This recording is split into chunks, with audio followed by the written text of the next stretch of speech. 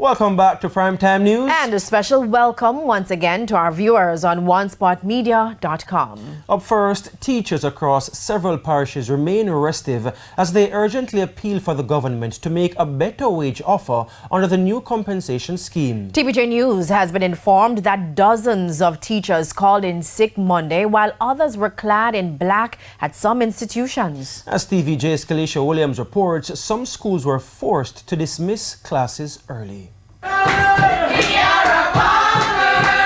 Songs of sadness.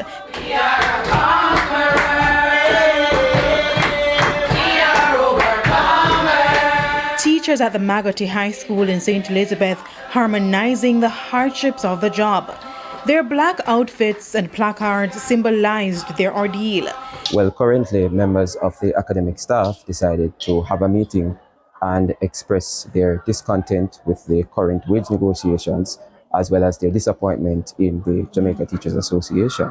The disappointment, according to the teachers, is due to what they described as the unfair wages offered in the negotiations between the Jamaica Teachers Association and the government. Teachers have always been suffering, and we feel abandoned. To be honest, we feel abandoned by the union. When we look at the current wage scale, we can see that members of the administrative staff have been boosted, whereas the trained graduates remain in the gutter, and we're very dissatisfied with that.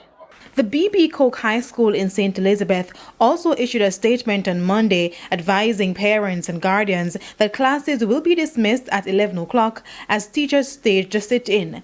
The Garvey Maceo High School in Clarendon issued a similar statement. Over in St. Catherine, it was a similar story. Some teachers at several schools in the parish did not show up for classes Monday morning, and for the ones who were present, this is not an initiative by the Jamaica Teachers Association. They are currently locked in negotiations. This stance that we're taking in terms of our sitting is to make it clear that we are not accepting this wage deal. the action by the teachers followed a warning over the weekend that the teachers would have taken industrial action this week to force the government to do better.